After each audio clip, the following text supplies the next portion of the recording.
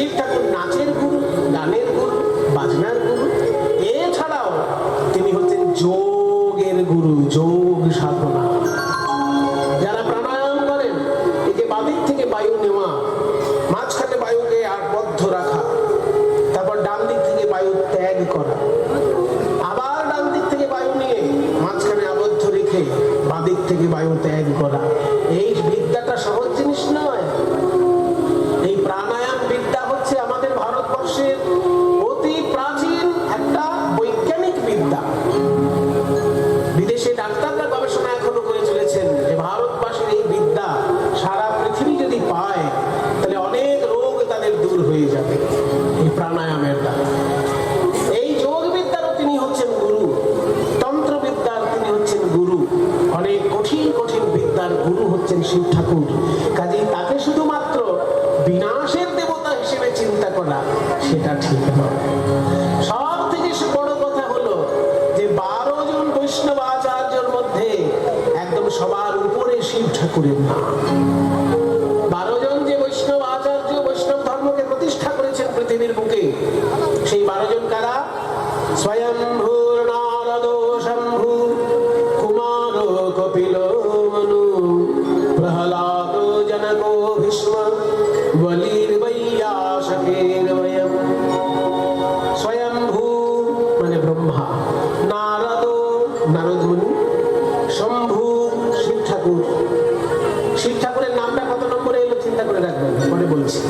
স্বয়ম্ভূ নারদ শম্ভু কুমার, কুমার মানে সনত কুমার, কপিল কপিল মুনি যার জন্য গঙ্গাসাগর।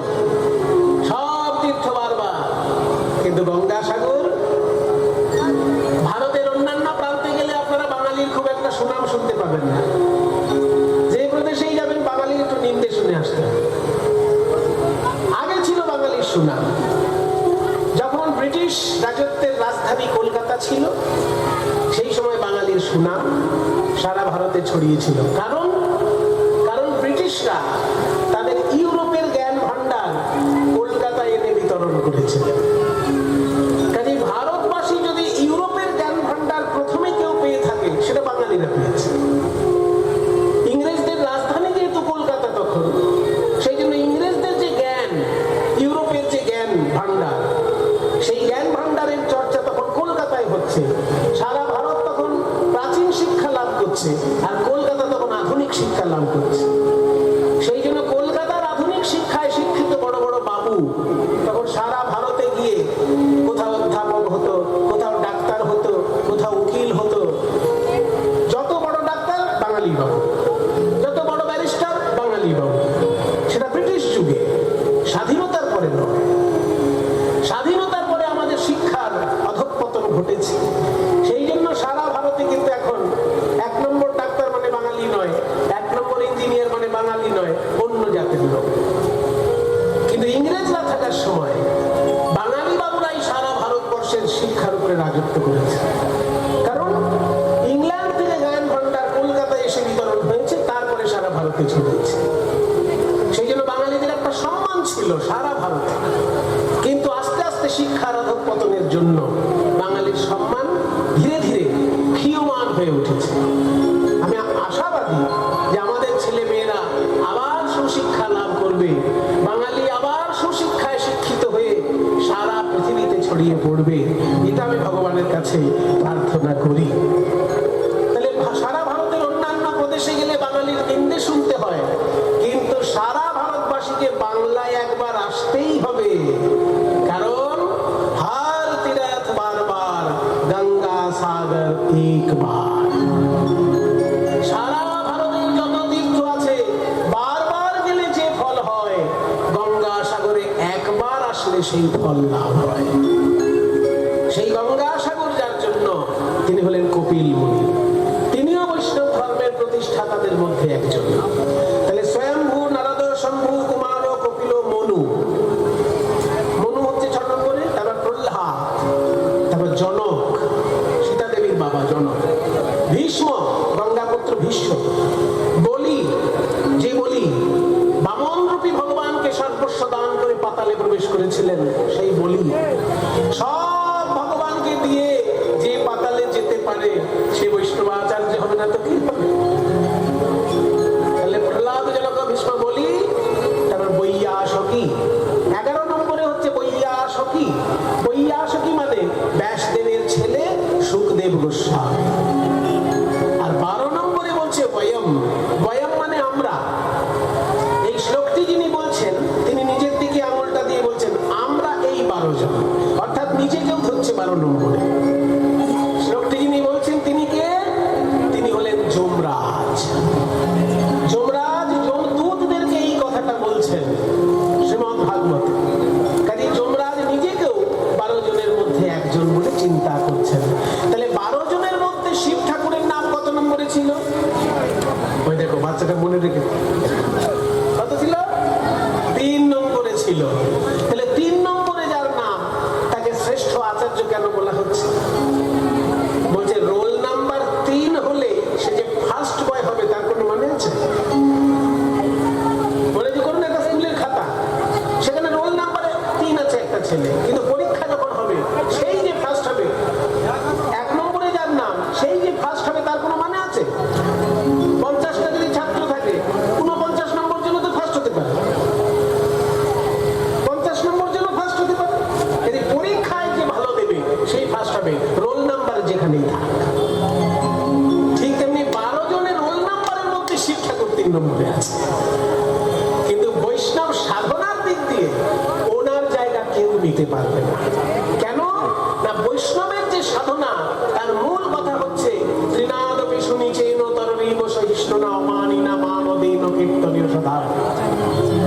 ঘাসের থেকে নিচে নেমে যাও এতটা দৈন্য, গাছের মতো সহ্য ক্ষমতা অর্জন করো, তবে কঠিন কাজ করতে পারবে। অপরকে সম্মান দিতে শেখো, আর নিজের মান সম্মান নিয়ে মাথা ব্যথা করো না। এই 4টে জিনিস হচ্ছে বৈষ্ণব ধর্মের মূল কথা। শিব ঠাকুরের মধ্যে বিশ্লেষণ করে দেখুন, 4টেই পাবেন।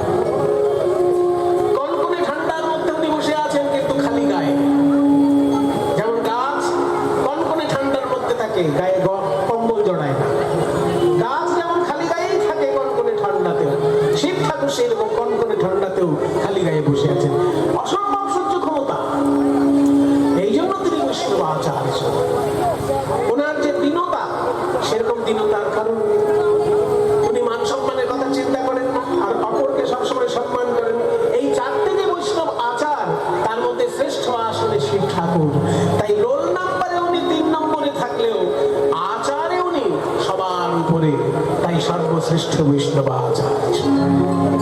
সবাই মিলে আরেকবার প্রণাম করি আমরা শিব ঠাকুরকে। ওম নমঃ শিবায়, ওম নমঃ শিবায়, ওম নমঃ শিবায়, ওম নমঃ শিবায়, ওম নমঃ শিবায়, ওম শিবায়, ওম শিবায়, ওম শিবায়, ওম শিবায়, ওম নমঃ শিবায়, ওম নমঃ শিবায়, ওম নমঃ শিবায়, ওম নমঃ শিবায়।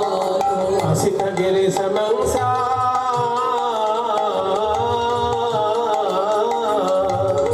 শিব শিব সমংসাগ্র চলম সিন্ধ পাত্রে সুরতর বর্ষা কালে খনি পত্র মুরবি লিখতি यदि গৃহীত্বা শারদা সর্বকালম তদপি তব গুণানাম ঈশপারম নয়াতে।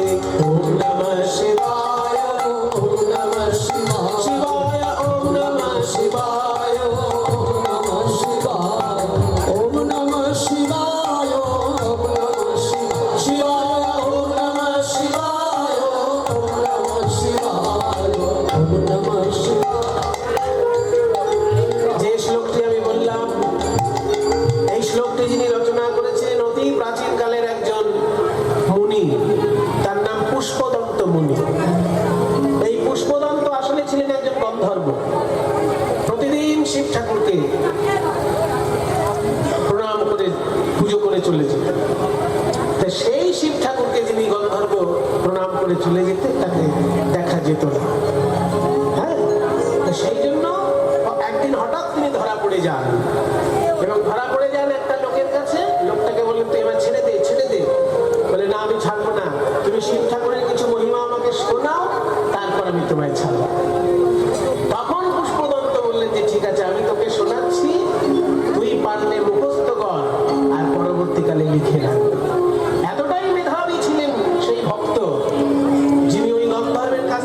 শুনে পুরো মুখস্থ করে ফেলেছিলেন। পরবর্তীকালে সেটা আমরা লিখিত আকারে পাই। এই স্তোত্রটার নাম হচ্ছে শিব মহিম্না স্তোত্রম, লেখক পুষ্পদন্ত মুনি। এবং আপনারা শুনলে অবাক হবেন, এই এত বড় একটা স্তুতি, 40টা মতন প্রায় শ্লোক আছে। আমি তো একটা উচ্চারণ করলাম আপনাদের কাছে, 40টা মতন শ্লোক রামকৃষ্ণদেবের পুরো মুখস্থ ছিল। এবং রামকৃষ্ণদেব এই স্তব দক্ষিণেশ্বরের ওই শিব মন্দিরগুলোতে সকালবেলায় গঙ্গার ধারে দক্ষিণেশ্বরের শিব মন্দিরগুলো আছে না, ওই শিব মন্দিরে রামকৃষ্ণদেব সকালে যখন পুজো করতে যেতেন এত উচ্চ ঈশ্বরে সুন্দর করে স্তব পাঠ করতেন, লেখা আছে যে মন্দির যেন গম গম করছে, গম গম করতে পুরো দক্ষিণেশ্বর মন্দির রামকৃষ্ণদেবের এই স্তোত্র পাঠ। একটু মানেটা বলে দিই, যে শ্লোকটা আমি বললাম সেটা একটু মানে বলি। অশীত গিরি সমস্যা, অশীত, অশীত, অ মানে না, শীত, শীত মানে কি? শীত মানে কি? শীত মানে কি? ঠান্ডা। সেটা বানান হচ্ছে তালবস্যয় দীর্ঘিত, আর আমি যেটা বলছি সেই শীত হচ্ছে দন্তেশ্বয় হর্ষিত। ওরকম একটা শীত আছে নাকি? দন্তেশ্বয় হর্ষিত, এই শীত মানে সাদা। তাহলে অশীত মানে সাদা নয়, অর্থাৎ কালো। কালো বলতে এখানে কালি বোঝাচ্ছে। সারা পৃথিবীতে যতগুলো পাহাড় পর্বত আছে সেগুলোকে গুঁড়ো করে যদি কালি বানানো হয়, অশীত গিরি সমস্যা, গিরি, গিরি মানে পর্বত, পাহাড় পর্বতগুলো গুঁড়ো করে যদি কালি করা হয়, কচ্ছলম সিন্ধু পাত্র, এবং সাগর মহাসাগর গুলো যদি দোয়াত হয়, পাহাড় পর্বত গুঁড়ো করে কালি আর সাগর মহাসাগরকে দোয়াত যদি বানানো হয়, আর কল্পবৃক্ষের ডালপালা যত কাটবে তত গজাবে, যত কাটবে তত গজাবে। ওই কল্পবৃক্ষের ডালপালা যদি কলম হয়, আর স্বয়ং মা সরস্বতী যদি সারাক্ষণ লিখে যান, তবুও শিব ঠাকুর তোমার গুণাবলীর কোনো সীমানা পাবে না। এটা হলো এই শ্লোকটার মানে। অসিত গিরে সমংসা, অসিত গিরে সমংসা কজ্জলং সিন্ধু পাত্রে সুরতরুবর শাখা লেখনী পত্র মুরবি লিখতি যদি গৃহীত্বা শারদা সর্বকালম তদপি তব গুণানাম ईश पारं नयाति। ओम नमः शिवाय, ओम नमः शिवाय, ओम नमः शिवाय, ओम नमः शिवाय, ओम नमः शिवाय, ओम नमः शिवाय। সেই শিব ঠাকুর কলিযুগে কোন রূপে এলেন? চৈতন্য মহাপ্রভুর পার্ষদ হবেন বলে সেই শিব ঠাকুর কলিযুগে এলেন স্বয়ং অদ্বৈত আচার্য রূপে।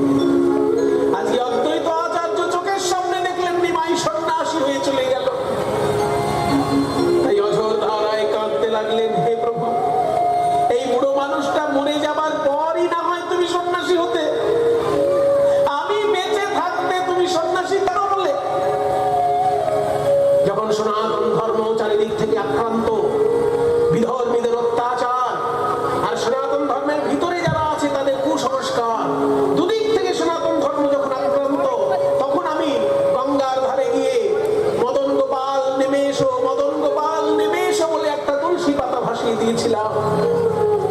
আর সেই তুলসী পাতা গিয়ে সচিমাকে বেষ্টন করেছিল, তখন আমি বুঝেছিলাম সচিমায়ের গর্ভে আমার ভগবান নেমে আসছে।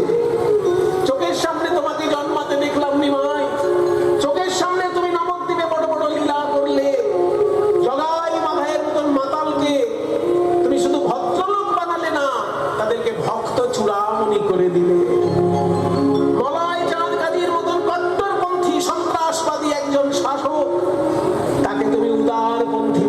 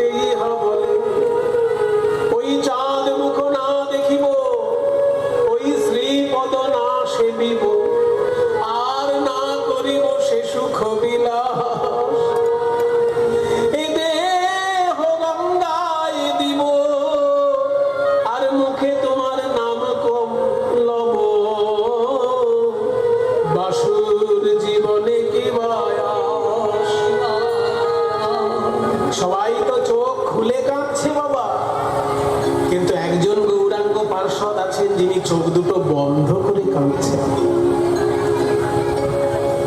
তুমি চোখ বন্ধ করে কাঁদছো কেন গো? আমি চোখ বন্ধ করে কাঁদবো না? পূর্ণিমার রাতে আকাশের দিকে তাকিয়ে যদি চাঁদই দেখা না যায়, তাহলে আকাশের দিকে তাকিয়ে লাভ কি? তেমনি সোনার নবদ্বীপে যদি আমার সোনার গৌরাঙ্গকেই না দেখতে পাই, এই চোখ খুলে কি দেখবো আমি? কাঁদিছেন হরিদাস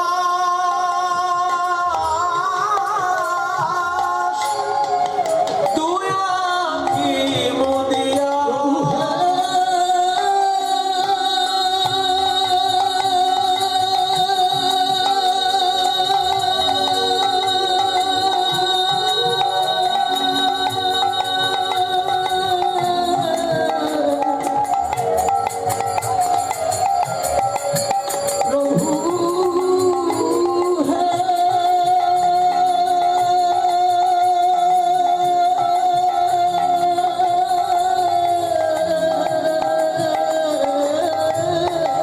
কাঁদিছেন হরিদাস দুই আঁখি মুদিয়া।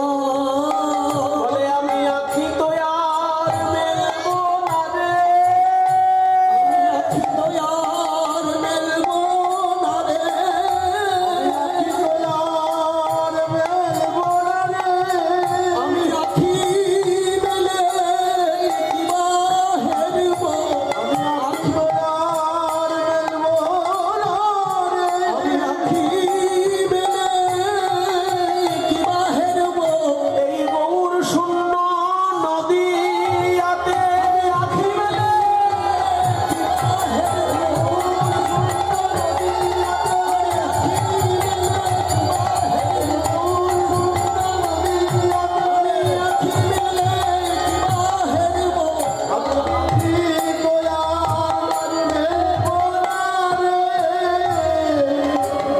কাঁদে নিত্যানন্দ শচীর মুখ নিরখিয়া।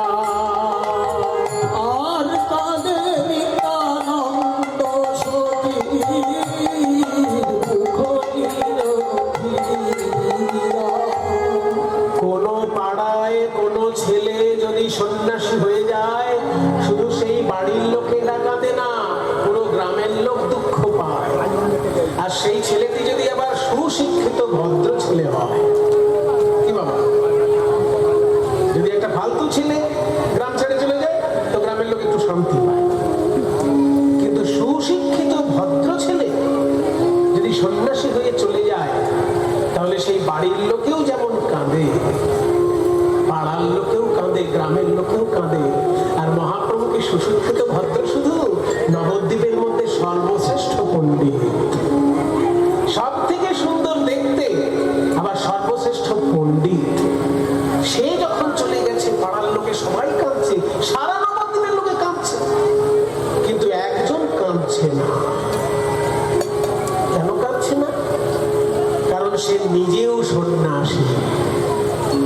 একজন সন্ন্যাসী যখন দেখে যে আরেকজন কেউ সন্ন্যাসী হয়েছে, সে কাঁদে না, সে আনন্দ পায়। কেন না? আমি যেমন জগতের কল্যাণের জন্য গৃহত্যাগ করে সন্ন্যাসী হয়েছি, তেমনি আর একজন জগতের কল্যাণের জন্য গৃহত্যাগ করে সন্ন্যাসী হয়েছে। এবার আমরা দুই ভাই মিলেমিশে জগতের কল্যাণ করতে পারবো। এই জন্য কোন সন্ন্যাসী যদি দেখে যে আরেকজন সন্ন্যাসী হয়েছে, সে দুঃখ পায় না, সে আনন্দ পায়। তাহলে নিত্যানন্দ নিজে সন্ন্যাসী, তাই গৌরাঙ্গ সন্ন্যাসী হবার ফলে তার আনন্দ হবার কথা, কিন্তু তারও চোখে জল দেখা। নিতাই, তোমার চোখে জল কেন? তুমি তো সন্ন্যাসী। ও, আমার চোখে জল? আসলে আমি তো নিমাইয়ের জন্য কাঁদছি না। আমি কাঁদছি কেন জানো? ওই নিমাইয়ের মায়ের জন্য। নিমাইয়ের মায়ের দুঃখটা কে বুঝবে? 8টা মেয়ে ছিল শচী মায়ের, 8টা মেয়েই মারা গেছে। দুটো ছেলের মধ্যে বড় ছেলে বিশ্বরূপ, সে 12 বছর বয়সে সন্ন্যাসী হয়ে চলে গেছে। আর একটা মাত্র ছেলে, তার নাম নিমাই, সেও আজকে 24 বছর বয়সে সন্ন্যাসী করেছেন, তাহলে তো মায়ের আর কেউ রইল না। আমি নিত্যানন্দ, আমি যখন সন্ন্যাসী হয়েছিলাম আমার ভাইরা বাড়িতে ছিল, আমি চলে এসেছি আমার ভাইরা বাড়িতে ছিল, কিন্তু আমার মা কেমন করে কাঁদছিল সেটা আমার দেখা সম্ভব হয়নি। আজকে সচিমাকে দেখে আমার মনে হলো আমার মাও তাহলে এইভাবেই কেঁদেছে। কাঁদে নিত্যানন্দ সচির মুখ নিরখিয়া, কাঁদে নিত্যানন্দ সচির মুখ নিরখিয়া। ও মা, তুমি কেঁদো না মা, তোমার নিমাই চলে গেছে সন্ন্যাসী হয়ে, কিন্তু আমি আরেকটা তোমার ছেলে আছি মা, তোমার কোনো দুঃখ কষ্ট আমি হতে দেব না, আমি তোমার আরেকটা ছেলে। সচিরানী হবে পাগলিনী, সচিরানী হবে পাগলিনী, বলে হারায়ে গৌর গুণমণি, মায় আমার যেন মণি হারা ফণি, হারায়ে গৌর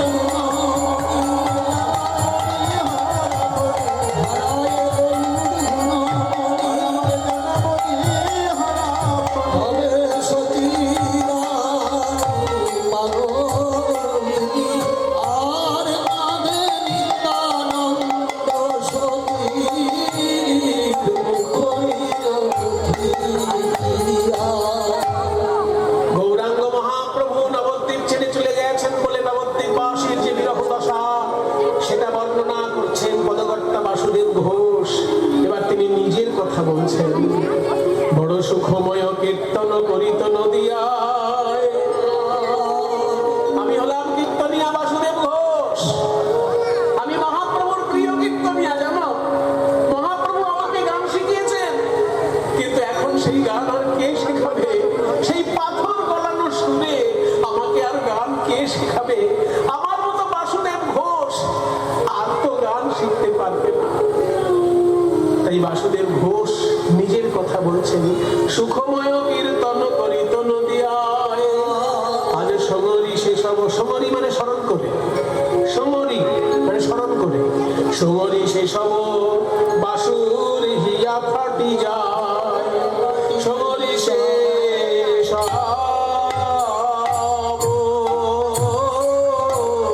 বাসুর হিয়া ফাটি, হিয়া ফাটি যায় গো, সমরি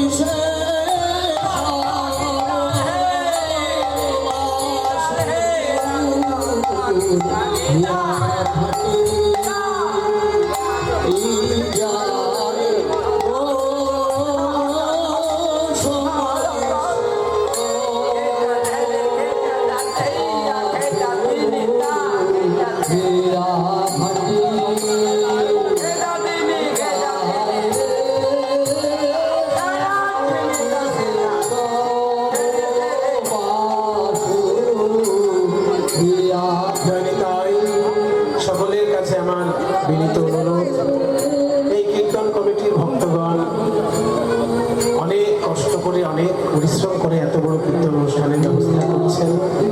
ওনারা আপনাদের কাছে যাবেন ভিক্ষার আঁচল নিয়ে, যে যেমন পারবেন প্রাণ ভরে গৌর গোবিন্দ সেবার জন্য আপনারা দান করবেন। শিব ঠাকুরের এত সুন্দর মন্দির প্রাঙ্গণে বসে কীর্তন শোনা এ বড় ভাগ্যের ব্যাপার। আমারও বড় ভাগ্য যে আমি আজ শিব ঠাকুরের চরণ তলে গান শোনাতে পারছি। আপনাদের কাছে ওনারা যাবেন ভিক্ষার আঁচল নিয়ে, যে যেমন পারবেন প্রাণ ভরে গৌর গোবিন্দ সেবায় দান করবেন। বিদায় গৌর হরি বল।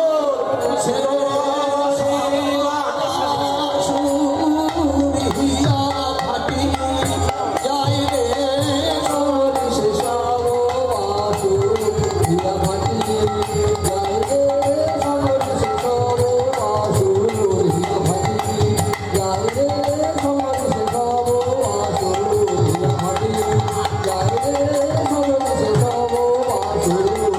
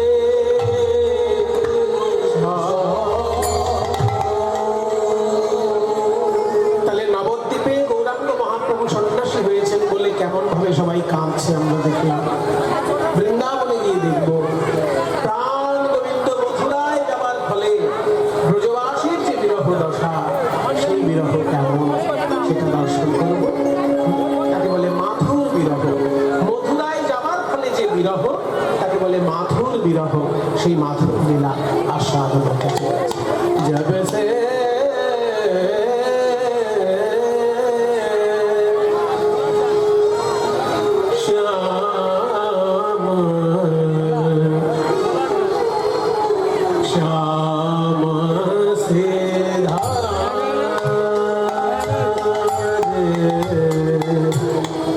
श्याम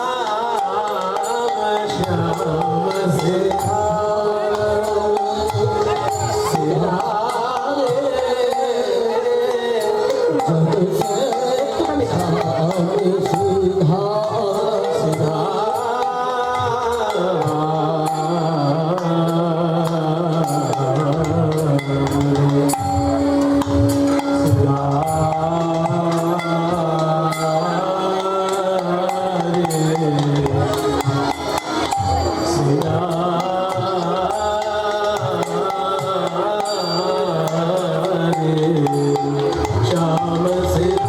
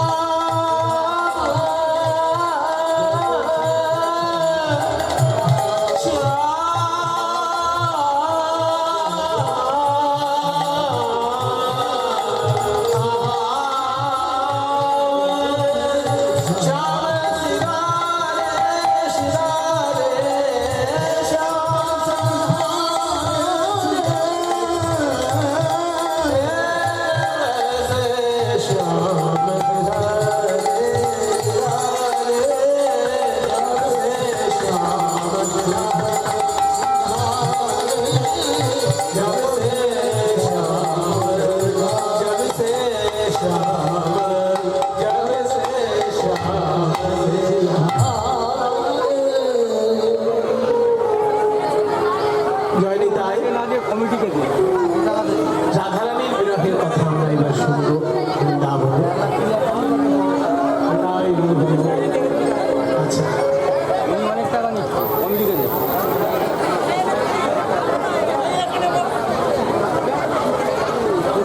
জয়নিতা একটা বয়স্ক মানুষ এসেছেন, ওনাকে আমরা কিছু বলছি না, কিন্তু এরপরে আর কেউ আসলে এসে এইভাবে আমাদেরকে দক্ষিণা দেবেন না, কারণ এতে গানের ভাবটা বারবার ক্ষতিগ্রস্ত হবে। সেজন্য লীলা যেমন চলছে সেই রস আস্বাদন করুন। যারা ভিক্ষার আচরণ নিয়ে গিয়েছেন আপনাদের কাছে, তাদের কাছে আপনারা প্রাণ ভরে ভিক্ষা দান করুন। আসলে এসে এইভাবে উপহার দক্ষিণা দিয়ে গানটা অসুবিধা হচ্ছে, ডিস্টার্ব হচ্ছে, গানটাকে কেউ অসুবিধা করবেন না। ওই আচরণে যাচ্ছেন, ওখানে গেলেই ভগবানের চরণে আপনাদের দান পৌঁছে যাবে। নিতাই গৌর হরি।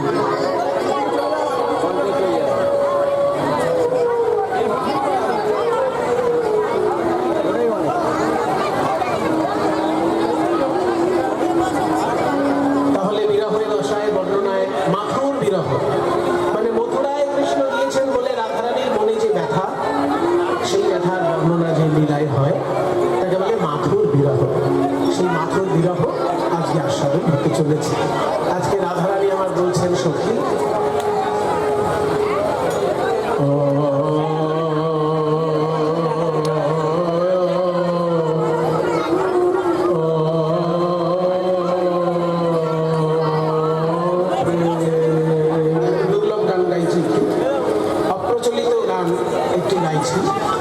আমি শুনেছি দাঁড়িয়া গ্রামে মূল পদাবলী কীর্তনের একটা মর্যাদা আছে, কাজে আপনারা সেই রসের উপযুক্ত শ্রোতা। কীর্তন গানের যে প্রাচীন গান, প্রাচীন তাল, সেগুলো এখনকার দিনে প্রায় হারাতে বসেছে। এখন আমরা একটা সেরকম প্রাচীন গান গাইব, ধরা তাল বলে। এই তালটির বৈশিষ্ট্য হচ্ছে 16 মাত্রায় প্রত্যেকটাই তাল হবে, মাঝখানে কোনো ফাঁক নেই। 1 2 3 4 5 6 7 8 9 10 11 12 13 14 15 16 1, মানে প্রত্যেক বিভাগে তাল। এবং এই তালটির নাম হচ্ছে ধরা তাল। চারাবর্তনে গানটি সম্পূর্ণ হবে। পদটা বলছে আগে, তারপরে গানটা গাই, কারণ পদ মানেটা না বুঝলে গানের রস আস্বাদন করতে অসুবিধা হয়।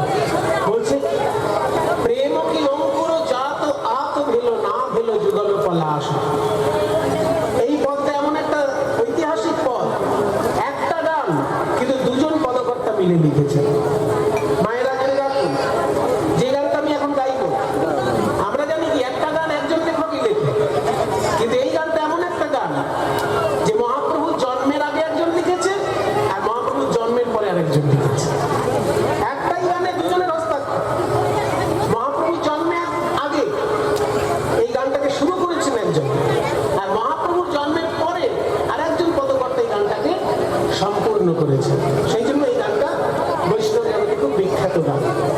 বলছি, প্রেম কি অঙ্কুর, মানে প্রেমের অঙ্কুর, জাত যখনই জন্মালো, আত আত মানে আতপ, অর্থাৎ রোদ্দুর। সূর্যের তাপ এত জোরে বেড়ে উঠলো অঙ্কুর বেরোনোর সঙ্গে সঙ্গে, যে সেই অঙ্কুরটা সূর্যের তাপে শুকিয়ে গিয়ে আর সেখান থেকে কচি পাতা বেরোলো। অঙ্কুর অঙ্কুরই থেকে গেল, সেখান থেকে আর পল্লব প্রকাশিত হলো না। তাই বলছে, প্রেম কি অঙ্কুর জাত আত ভেল না ভেল যুগল পলাশা। প্রতিপদ চাঁদ উদয় জয়ছি যামিনী সুখ লব ভৈদীয় নৈরাশা। প্রতিপদ মানে অমাবস্যার পরের দিন, এটা প্রতিপদ। অমাবস্যার পরের দিন প্রথম চাঁদ ওঠে, কিন্তু এত তাড়াতাড়ি উঠে বিলীন হয়ে যায় যে দেখা যায় খুব সংকীর্ণ একটা চাঁদের রেখা, চোখে ধরা পড়ে না। দ্বিতীয়ার দিন থেকে চাঁদকে আস্তে আস্তে দেখা যায়। মানে ঈদের চাঁদ দেখার জন্য সবার মধ্যে একটা ব্যাকুলতা থাকে না, মুসলমান ভাইদের মধ্যে, ঈদের চাঁদ, দ্বিতীয়ার চাঁদ দেখার জন্য। কেন না, অমাবস্যার পরের দিন যে চাঁদটা ওঠে সেটা ভালো করে দেখাই যায় না। ওই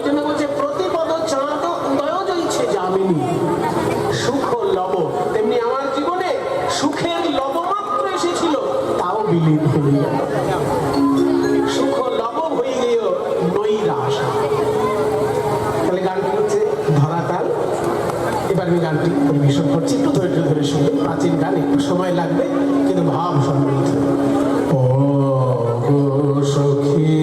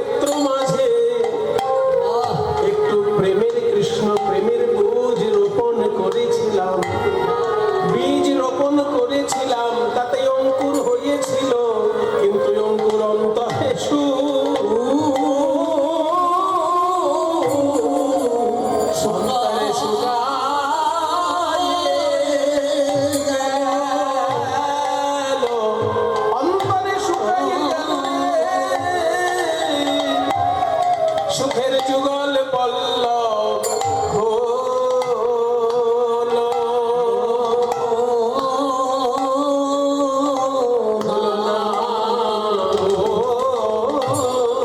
অঙ্কুর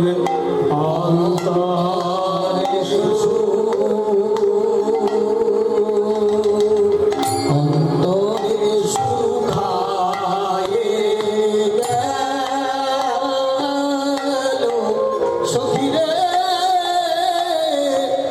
যুগল পল্লব হলো না গো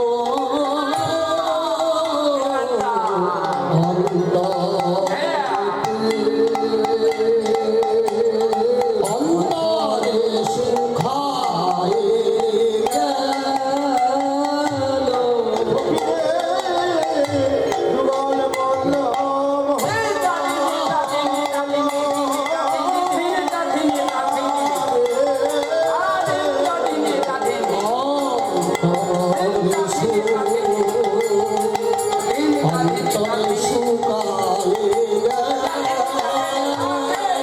যুগল পল্লব হলো একাদশ কুশিকাল চলছে যুগল পল্লব হলো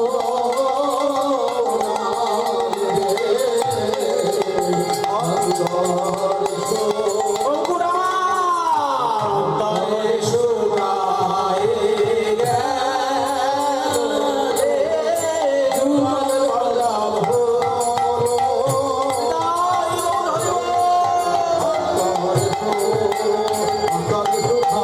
গেল যুগল পল্লব অন্তরে শুকায়ে গেল আরে না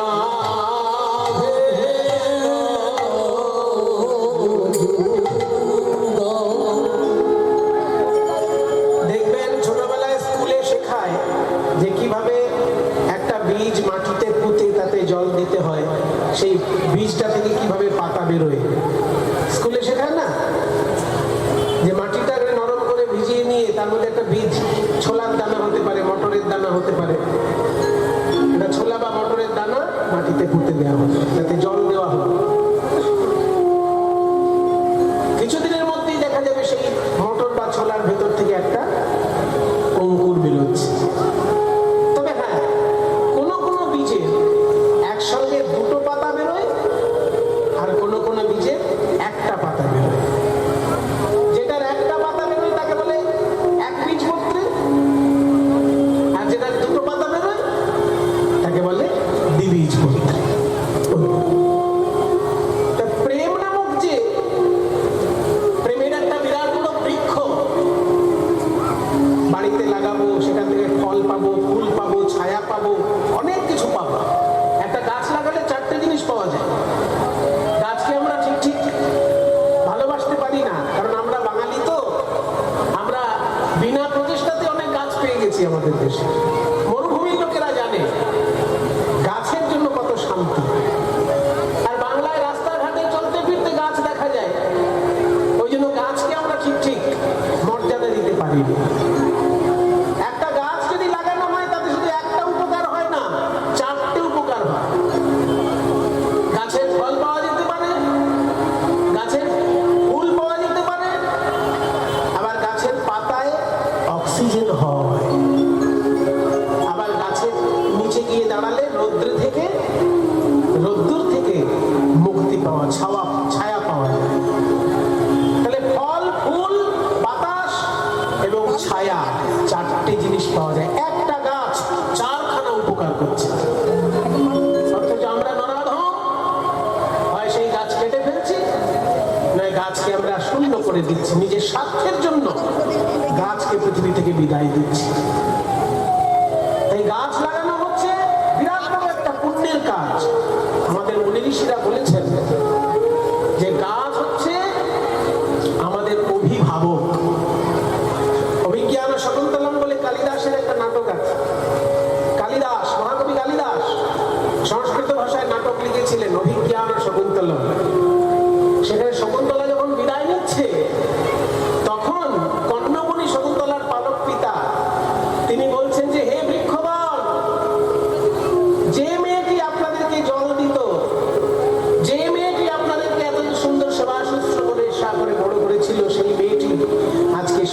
যাচ্ছে, হে বৃক্ষগণ আপনারাও আশীর্বাদ করুন।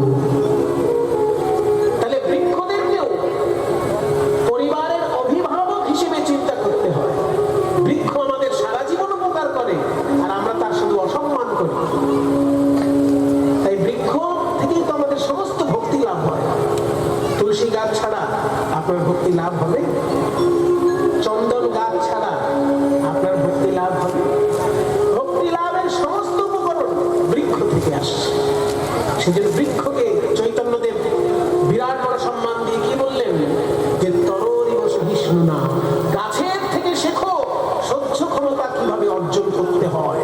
গাছ তোমার গুরু, গাছ তোমার মাস্টার মশাই, ওনার কাছ থেকে শেখো কিভাবে সহ্য ক্ষমতা অর্জন করতে হয়। শীতকালে আমরা কাঁথা গায়ে দিই, বর্ষাকালে ছাতা মাথায় দিই, আর গাছ শীতকালে কাঁথাও নেয় না, বর্ষায় ছাতাও নেয় না।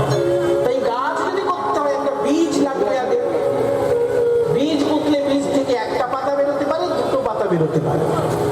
ঠিক তেমনি প্রেমরূপী বীজের দুটি পাতা, সুখ আর শান্তি। সুখ পাওয়া যায় শরীরে, শান্তি পাওয়া যায় মনে। সুখ পাওয়া যায় শরীরে, মনে করুন এসি, এসি গরমকালে আপনি একটা এসি ঘরে ঢুকলেন, ঢাকা দেবে একদম জুড়িয়ে। কিন্তু মনে করুন কারো যদি ছেলে মারা যায়, সে যদি এসি ঘরে গিয়ে বসে,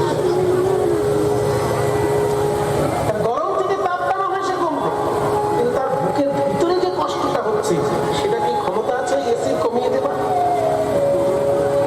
কিন্তু সেই লোকটি যদি ভক্ত হয়, সেই লোকটি যদি হরিনাম ভালোবাসে, কীর্তন ভালোবাসে, তাহলে সে একবার চিন্তা করবে যে আজকে আমার কেমন ছেলে মারা গেছে, শ্রীবাস পণ্ডিতের ওই রকম একদিন ছেলে মারা গেছিল।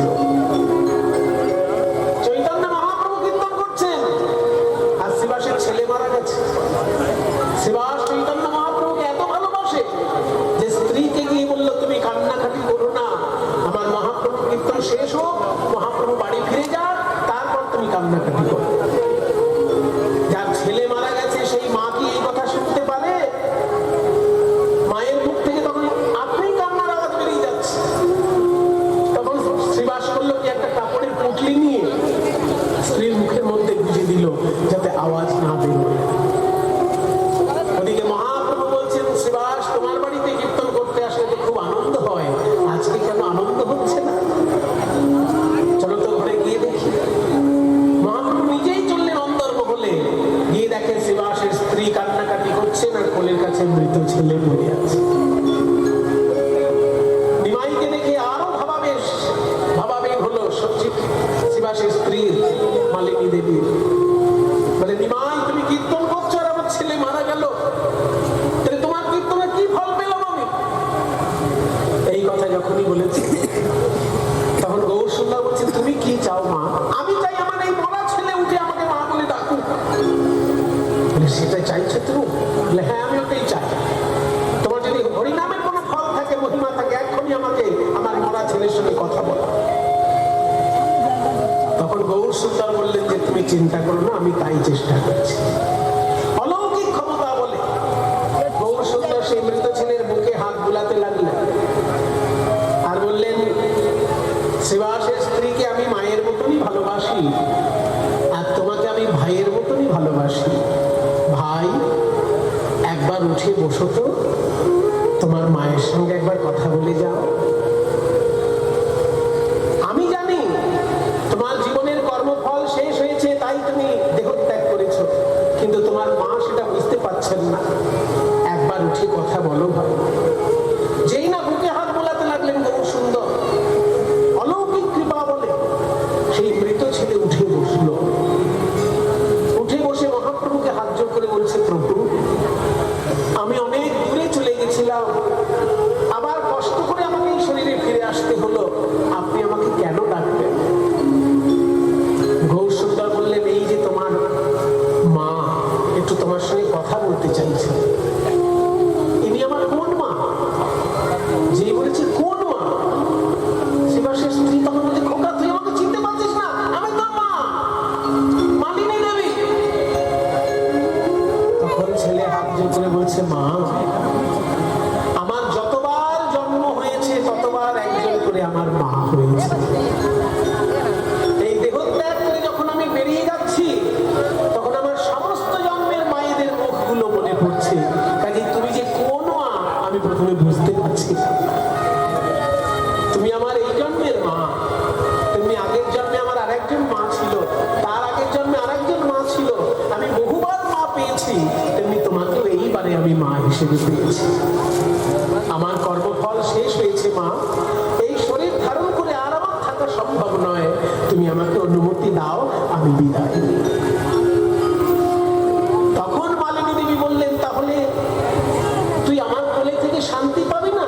না মা, কর্মফল শেষ হয়ে গেলে তার আর থাকার কোনো অধিকার থাকে না। যেমন যদি কেউ মিলিটারিতে চাকরি পায় তখন মিলিটারি কোয়ার্টার সে ব্যবহার করে, কিন্তু মিলিটারি চাকরি যখন তার শেষ হয়ে যায় ওই মিলিটারি কোয়ার্টার আর সে ব্যবহার করতে পারবে? তুমি দেহটা একটা কোয়ার্টার, যতদিন আমাদের কর্ম ফল ততদিন এই দেহের মধ্যে থেকে ভোগ করা, কর্মফল শেষ হলে এই কোয়ার্টার ছেড়ে চলে যেতে হবে।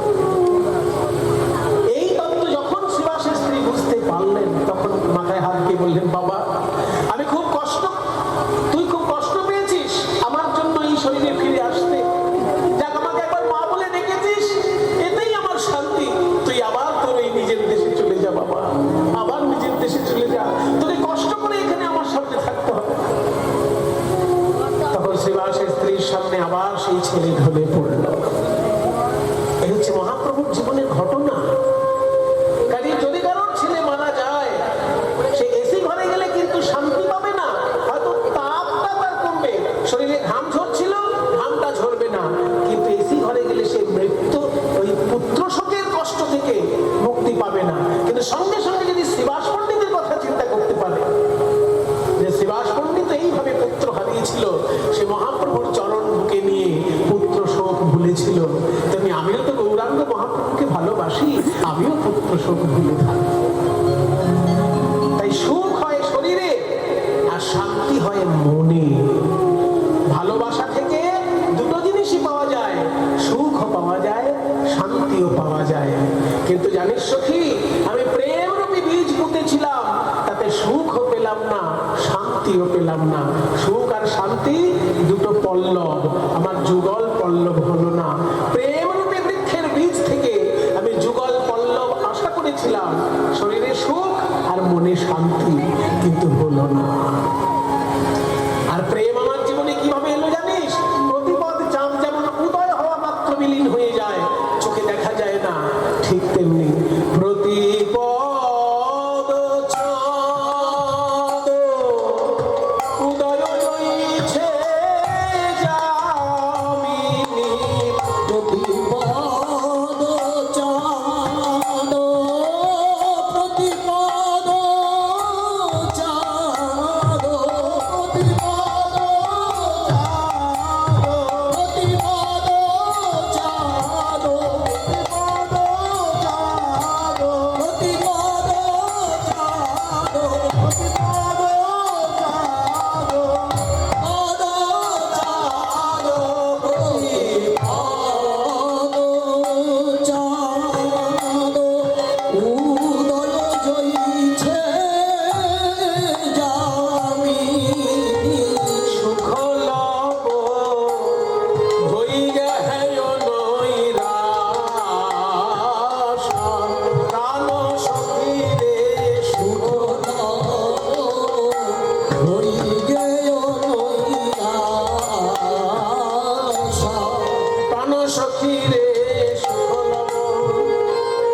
আমি কৃষ্ণের দর্শন সুখে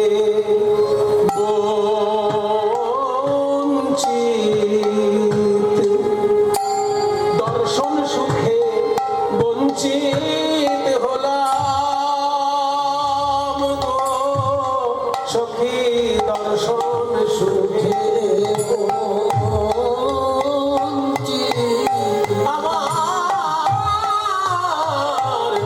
দেখার আশা মিটল না।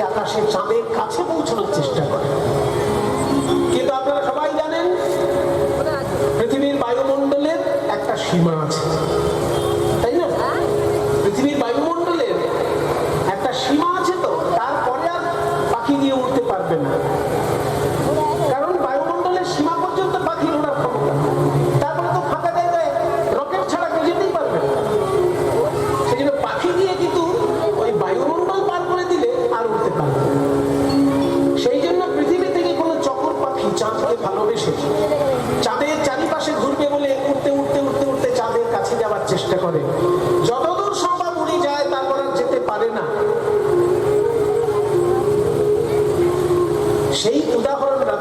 বলছেন যে চকর পাখিটা চাঁদকে ভালোবেসে উড়তে উড়তে উড়তে উড়তে তার কাছে চলে যাবার চেষ্টা করেছে। ওই চকর পাখি কোনোদিন যদি জানতো যে ওই চাঁদকে আমার ধরা সম্ভব নয়, তাহলে কি চকর পাখি অত কষ্ট করে উড়ে যেত? তাই রাধারানী নিজেকে বলছেন চকর পাখি, আর কৃষ্ণকে বলছেন চাঁদ। কে জানতো রে যে ওই চাঁদ এই চকর পাখিকে বঞ্চিত করে মথুরায় চলে যাবে আর কখনো বৃন্দাবনে আসবে না? কো জানে চন্দ্র চকরিণী বঞ্চব মাধবী মধুপ সুজান। মধু মানে ভ্রমর, মধু পান করে যে মধু প মধু মানে ভ্রমর মধু পান করে, মৌমাছি মধু পান করে, ভ্রমরকে মধুপ বলা হয়। ভ্রমরের কি স্বভাব না মধু পান করে সেই ফুলটা থেকে মধু টেনে নিয়ে ওই ফুলটার কাছে আর কখনো আসবে না। এবার নতুন কোন ফুলে যাবে যেখানে মধু আছে। তাই রাধারানী কৃষ্ণকে বলছেন ভ্রমর মধুকর, আর নিজেকে বলছেন ফুল। যে আমার প্রেম মধু পান করে কৃষ্ণ যে উড়ে চলে যাবে মথুরায় আর কখনো আসবে না, এটা যদি আমি জানতাম তাহলে কি কৃষ্ণকে আমার কাছে আসতে দিতাম? সুজান, সুজান বলতে গেলে সুজন, সুজনের অভিনয় করে ওই ভ্রমর আমার কাছে এসেছিল, আমাকে ভালোবেসে চলে গেল মথুরায়, আর তো এলো না। মাধবী মধুপ সুজান, কো জানে চন্দ্র চকরিণী বঞ্চব মাধবী মধুপ সুজান। এইবার দেখুন মজার ব্যাপার হচ্ছে, এতক্ষণ যা বললো দুটোতেই কিন্তু কৃষ্ণকে নিন্দে করা হলো। যে কৃষ্ণ চাঁদের মতন চকরকে ঠকিয়েছে, চাঁদ যেমন চকরকে ঠকায় তেমনি আমায় ঠকিয়েছে, ভ্রমর যেমন ফুলকে ঠকায় তেমনি আমাকে ঠকিয়েছে। দুটোই তো কৃষ্ণকে উদ্দেশ্য করে নিন্দে করা হলো। এবার পরক্ষণেই আবার কি কথা বলছেন, ভাবছে কৃষ্ণ চলে এসেছে, নিজের নিন্দে শুনে যদি চলে যায়, সেই জন্য আবার রাধারানী কথাটা ঘুরিয়ে দিচ্ছে। পরের লাইনেই কথাটা ঘুরিয়ে দিচ্ছে যে না না না না, কৃষ্ণ চকরের, কৃষ্ণ চাঁদের মতো নয় আর ভ্রমরের মতো নয়। কৃষ্ণকে তো আমি ছোটবেলা থেকে দেখেছি, ওকে মন প্রাণ দিয়ে ভালোবেসেছি, ওকে আমি ভালো করে চিনি। ওর কখনো এরকম স্বভাব নয় যে আমাকে কষ্ট দিয়ে মথুরায় গিয়ে বসে থাকবে। আসলে বিধাতাই বোধ হয়, বিধাতা এমন কোন কলকাঠি নেড়েছে যে আমার কৃষ্ণকে বৃন্দাবন থেকে মথুরায় নিয়ে গিয়ে বসিয়ে দিয়েছে। পরের লাইনে বলছে অনুভবী কানু প্রীতি, অনুভবী কানু প্রীতি মানে কৃষ্ণের প্রেমটাকে অনুভব করে মানিয়ে আমি মনে করছি বিঘটন, এই যে আমার জীবনের দুর্ঘটনা বিহি নিরমান বিধাতাই করেছে। অনুভবী কানু, এখানে অনুভবী মানে অনুভব করে, অর্থাৎ এক্সপেরিয়েন্স করে। কৃষ্ণের প্রেমকে আমি জীবনে অনুভব করে বুঝতে পারলাম।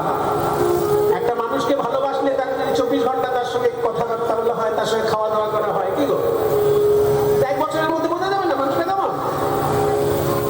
হয়তো 1 ঘন্টার জন্য আপনি একটা মানুষকে দেখলেন বুঝতে পারবেন না, জ্যোতিষী হলে হয়তো হাত পা থেকে বুঝে যাবে, হাত পা থেকে জ্যোতিষী যদি হন হয়তো বুঝে যাবে, কিন্তু সাধারণ লোকের তো মানুষ চেনা মুশকিল। কিন্তু কেউ যদি 1টা বছর ধরে কারোর সঙ্গে ঘর করে তাহলে তো তাকে হাড়ে হাড়ে চিনবে। মায়েরা যেমন বাবাদেরকে হাড়ে হাড়ে চেনে। তাই রাধারানী বলছেন যে আমি তো সেই ছোটবেলা থেকে কৃষ্ণকে দেখছি, পুতনা বধ করেছে, অঘাসুর বধ করেছে, বকাসুর বধ করেছে, গিরিগোবর্ধন ধারণ করেছে, কালীন দমন করেছে, সারা জীবন সমাজ কল্যাণমূলক কাজ করেছে, মানুষের উপকার করেছে। সে কখনো পারে একজনকে কষ্ট দিয়ে মথুরায় গিয়ে বসে থাকতে? কাজে কৃষ্ণের তো স্বভাব নয় যে আমাকে কষ্ট দিয়ে মথুরায় গিয়ে বসে থাকবে। নিশ্চয়ই বিধাতা মাঝখান থেকে কোনো কলকাঠি নেড়েছে যে কৃষ্ণকে আমার কাছ থেকে দূর করে দিয়েছে। অনুভবী কানু প্রীতি, অনুমানিয়ে আমি অনুমান করছি বিঘটন, এই যে আমার জীবনের ঘটনা বিহি নিরমান বিধাতা নির্মাণ করেছে, বিধাতা করেছে এই কাণ্ড, কৃষ্ণ নয়। তাই এবার বিধাতার প্রতি আক্ষেপ করছেন। এবার যেটা বলছি চৈতন্য চরিতামৃত থেকে বলছি, এতক্ষণ বৈষ্ণব পদাবলী থেকে বলছি, এবার চরিতামৃত। ওরে বিধি অকরুণ, ওরে বিধি অকরুণ দেখাইয়া কৃষ্ণানন, ওরে বিধি অকরুণ দেখাইয়া কৃষ্ণানন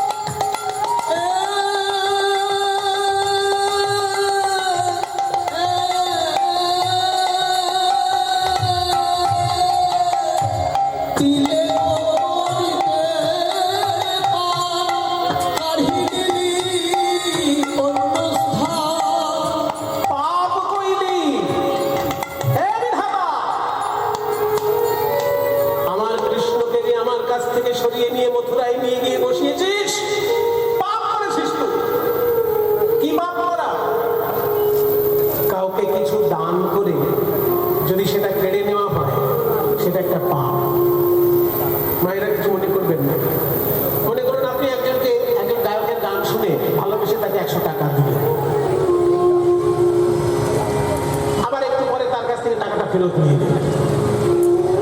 আমার জীবনেই ঘটেছে বাবা। এমন একটা জায়গায় গান ছিল, বলবো না, সেই গ্রামের নাম বললে সবাই জেনে ফেলবে, তো সেটা খারাপ। একটা গ্রামে গান করছি, একটা লোক, আজকের কথা বলছি না, প্রায় 35 বছর আগের গল্প বলছি। 35 বছর আগে 50 টাকার অনেক দাম ছিল। তখন একটা লোক 50 টাকা ঝুলাতে ঝুলাতে আসলে আসছে। সুমন বাবুর কীর্তনে সন্তুষ্ট হইয়া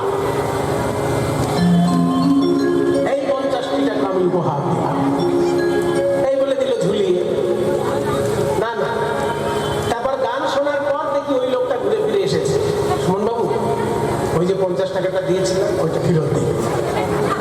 আরে আবার কি আপনি বললেন সন্তুষ্ট হইয়া, ঘুরিয়ে ফিরিয়ে কত কি করলেন। তো শুনুন, তখন গ্রামের লোককে দেখানোর জন্য দিয়েছিলাম, এখন তো আর গ্রামের লোক তো দেখতে পাচ্ছে না।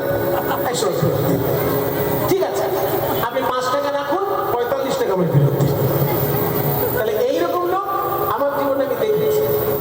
তাহলে কেউ যদি দান করার পর আবার কেড়ে নেয়, সেটা কিন্তু একটা পাপ। শাস্ত্রের ভাষায় এই পাপটাকে কি নাম দেওয়া হয়েছে? শাস্ত্রের ভাষায় এই পাপটাকে নাম দেওয়া হয়েছে দত্তাপহারী। দত্ত, দত্ত মানে যেটা দেওয়া হয়েছে, অপহারী মানে কেড়ে নেওয়া, দেবার পর আবার কেড়ে নেওয়া, এটা পাপ। একে বলে দত্তাপহারী পাপ। পাপ কইলি দত্ত অপহারে, পাপ কইলি দত্ত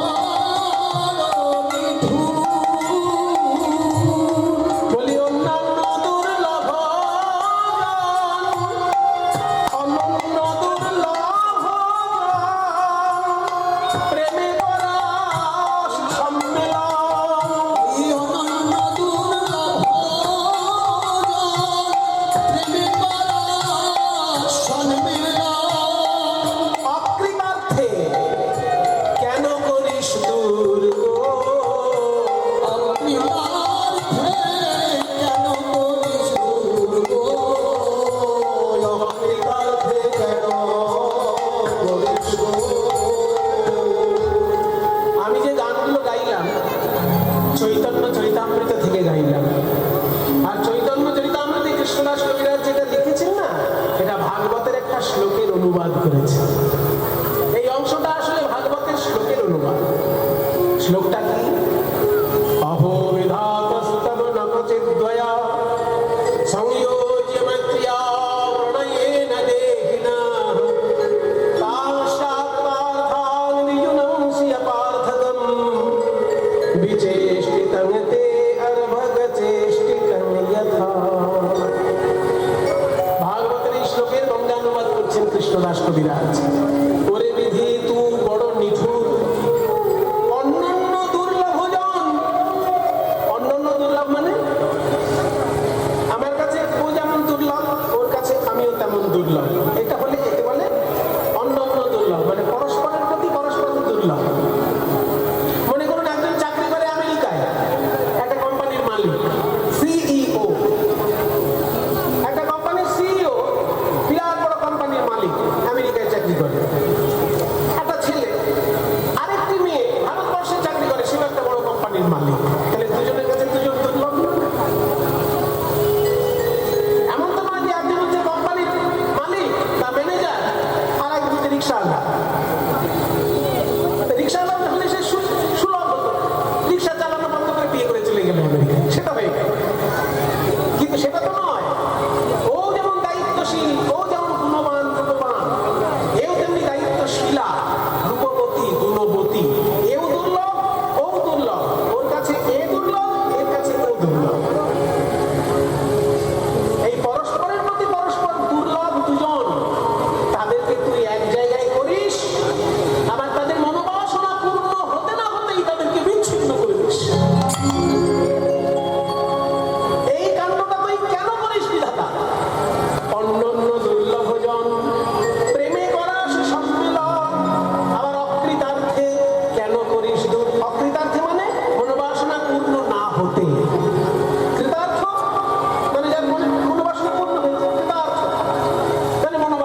হলো